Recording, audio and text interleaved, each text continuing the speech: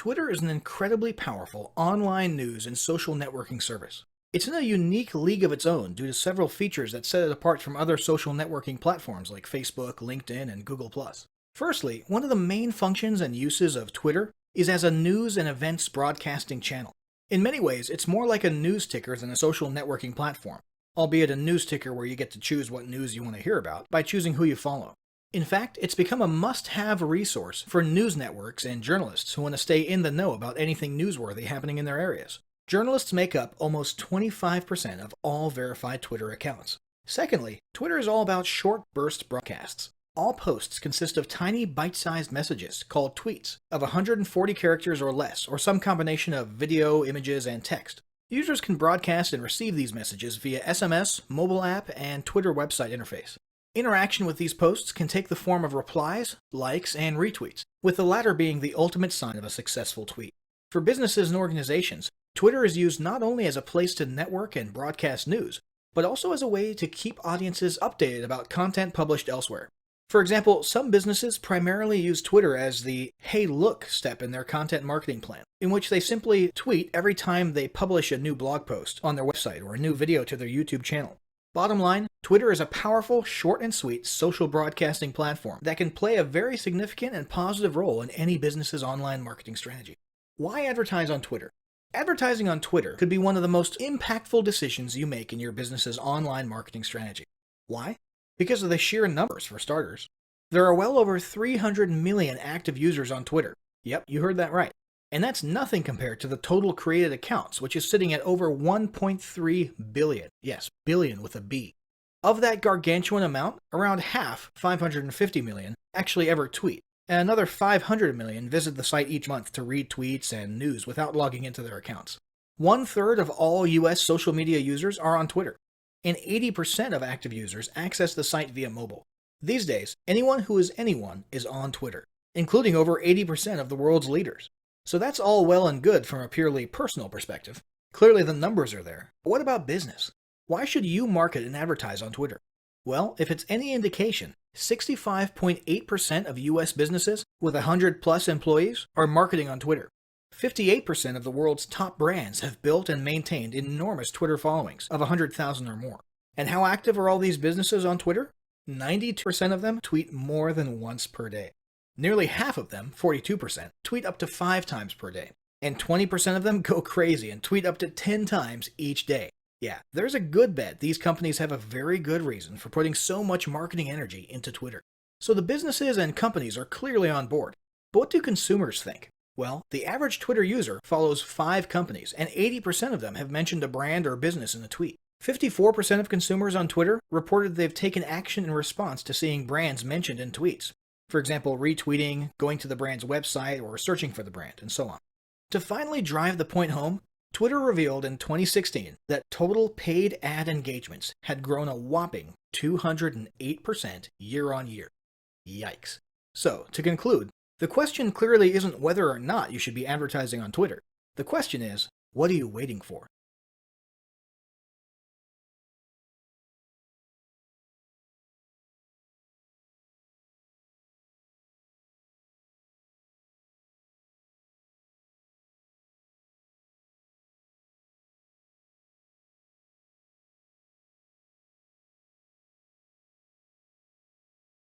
Establishing marketing goals is critical to the success of your Twitter advertising.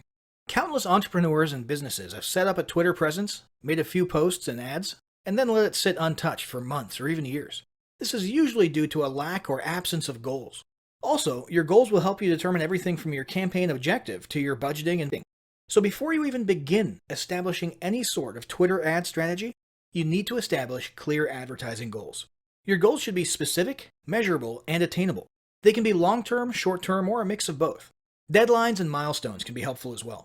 I want to increase my Twitter following would be an example of a bad goal because it'll likely result in your advertising efforts petering out after a while because there's no specifics or milestones.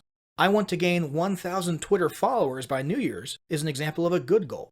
It's specific, measurable, and definitely attainable. Below are some examples of the various goal categories you might be using. First up, there's traffic to website, meaning sales, leads, and content.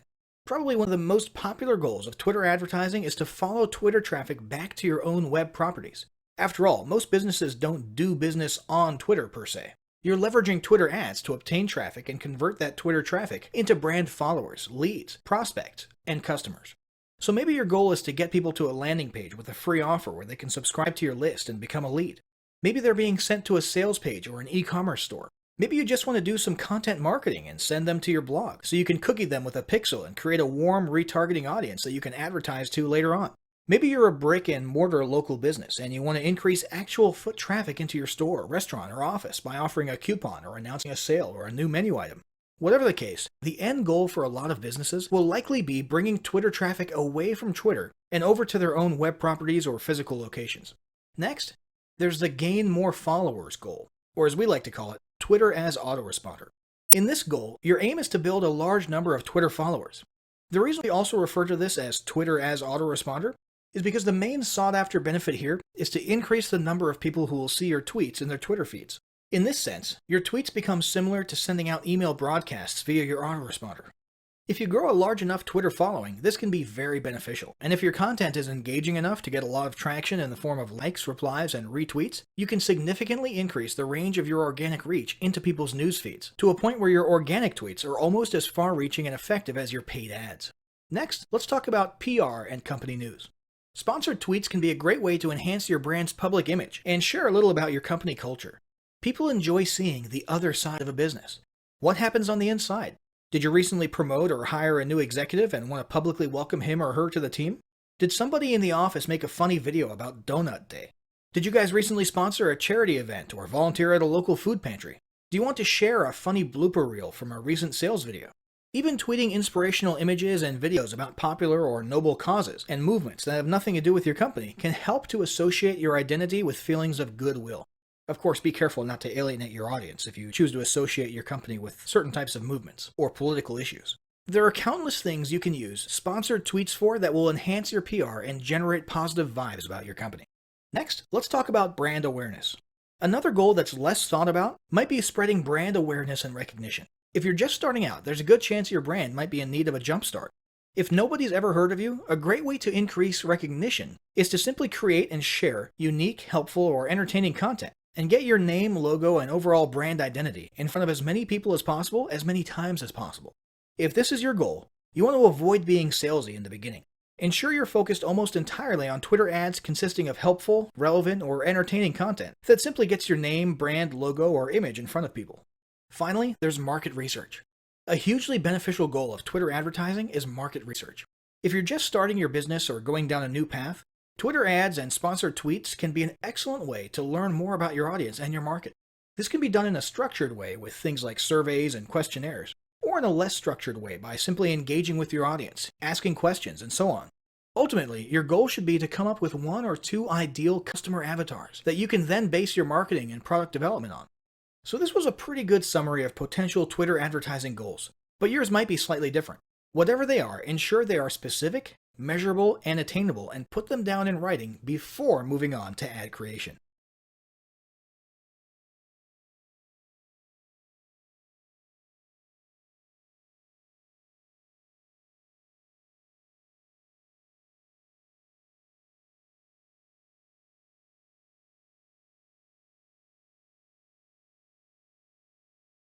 So, hopefully by now you've established your Twitter advertising goals. Now it's time to create a campaign, and the first step is deciding on a campaign type. There are 6 types of Twitter ad campaigns, also referred to as objectives. These include website traffic ads, Twitter following ads, tweet engagement ads, video view ads, brand awareness ads, and app installs. Depending on your goals, you might end up using just one, a few, or even all of these ad types at some point.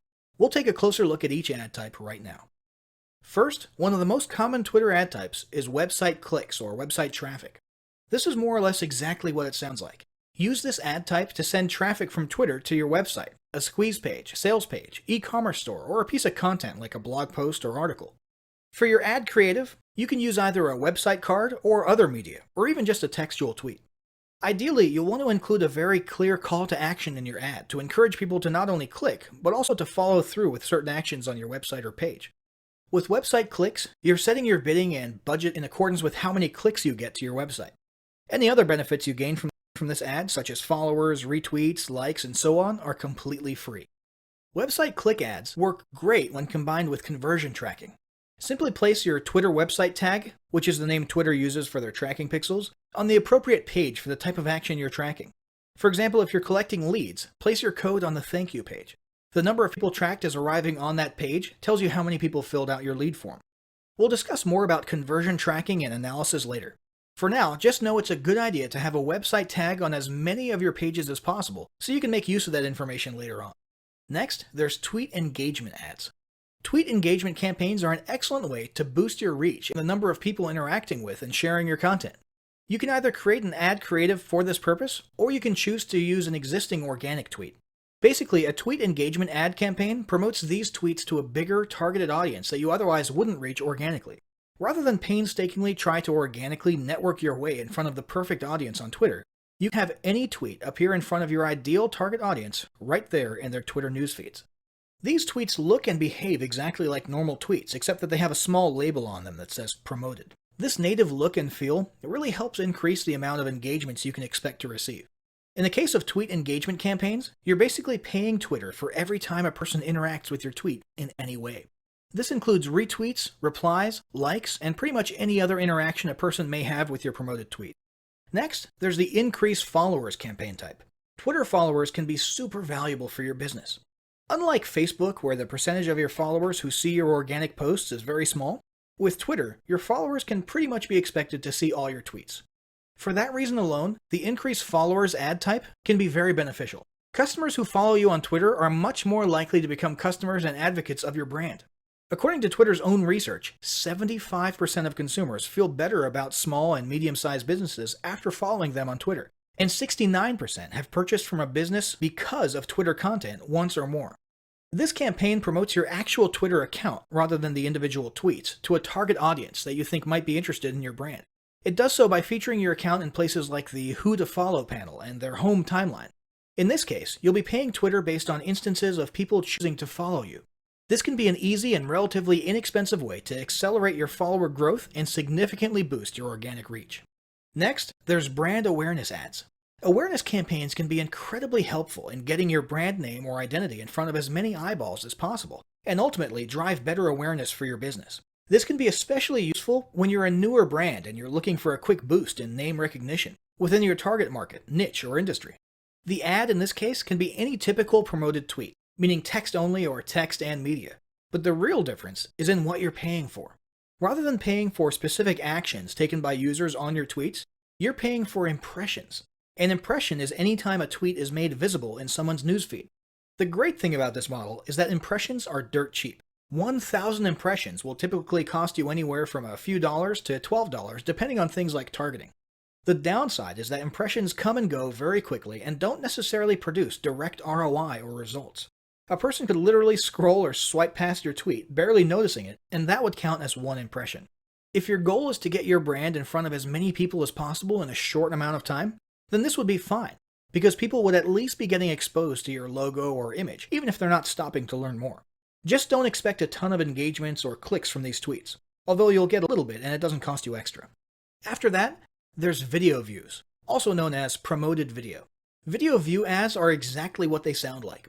You're exposing your video to as much of your target audience as possible and paying Twitter for each time a person watches that video. This is very powerful, because videos on Twitter are shown to drive the highest recall and emotional connection of any digital platform, according to business.twitter.com. Another recent addition that makes this advertising tool even more powerful is the autoplay feature, which causes your video ad to automatically start playing with no sound as users scroll past it in their timelines. This dramatically boosts interactions and views.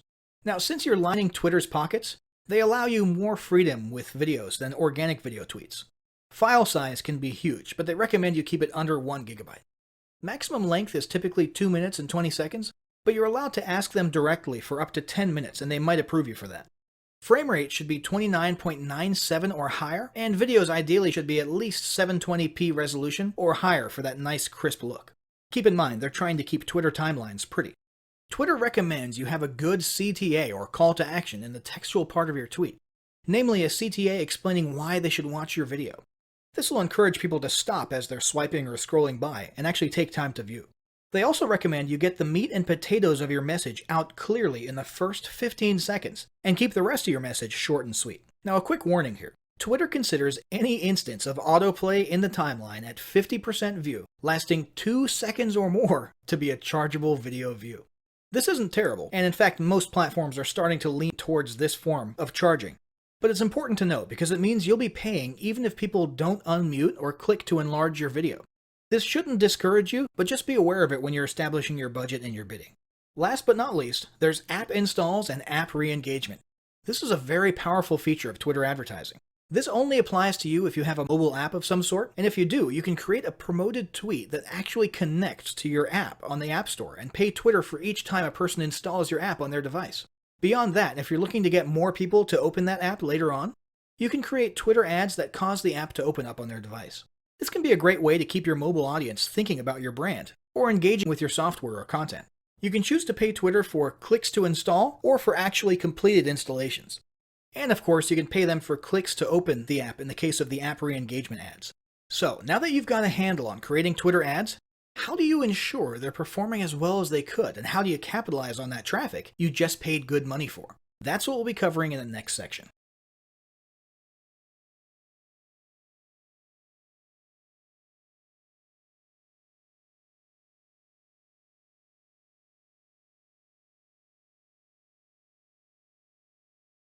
One reason a lot of independent advertisers give up on Twitter ads is because their first experience is underwhelming.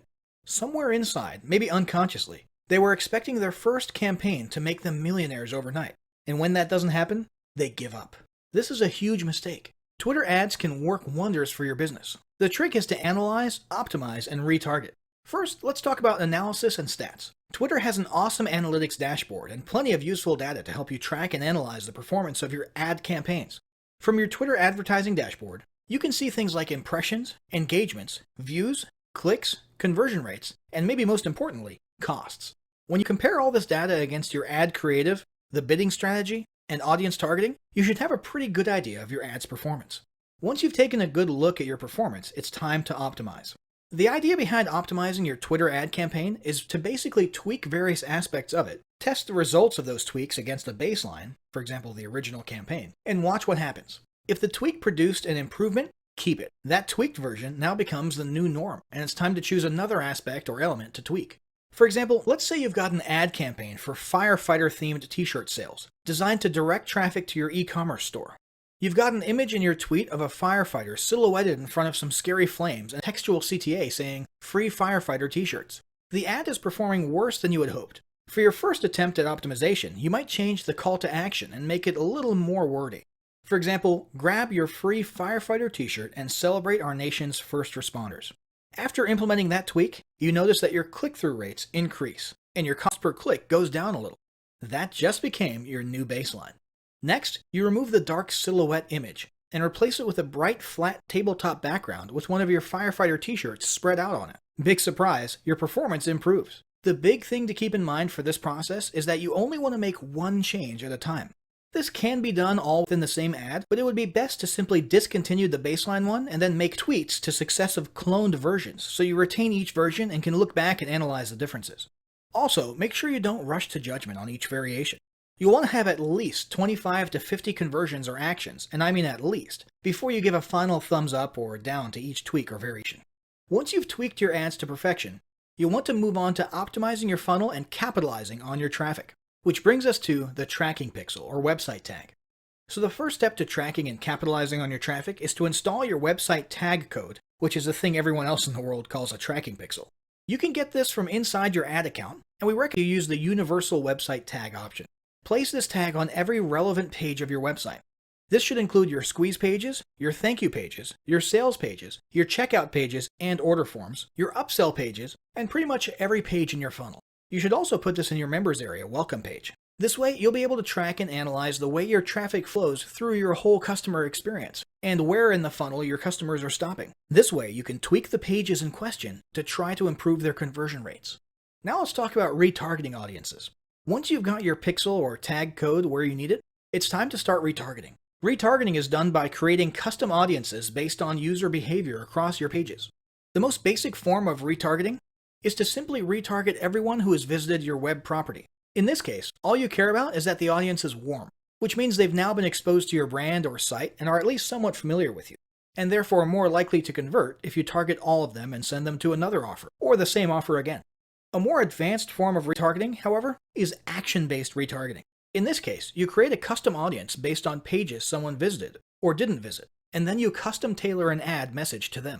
One example might be for people who did land on your squeeze page, but did not land on your thank you page. You know these are people who didn't grab your free gift or opt in, so you can retarget them, reminding them to grab that free offer and why they'll like it. Another example might be upsell reminders. In this case, you'd create a custom audience of people who landed on your upsell page, meaning they bought the initial front-end product, but did not land on the next page after the upsell, whether that be a thanks page or another upsell page. This means you can follow them around Twitter with a tailored message inviting them to upgrade or offering a coupon.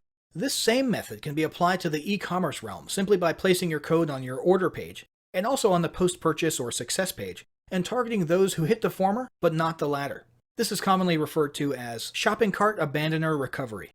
So there you have it, a clear strategy for leveraging paid ads on Twitter. But none of it will count for anything if you don't apply what you've learned. Make sure either you or your team start implementing what you've learned right away using the battle plan below. Step 1. Establish your big picture Twitter advertising goals and ensure they're specific, measurable, and attainable. Step 2. Choose an appropriate ad type or objective. Step 3. Make your targeting and budget decisions for your first ad in accordance with the goals you established at the beginning. Step 4. Design an ad creative that's eye-catching and engaging. Step 5. Analyze your performance after getting at least around 25 to 50 conversions. Step 6. Start tweaking and optimizing your campaign to boost performance.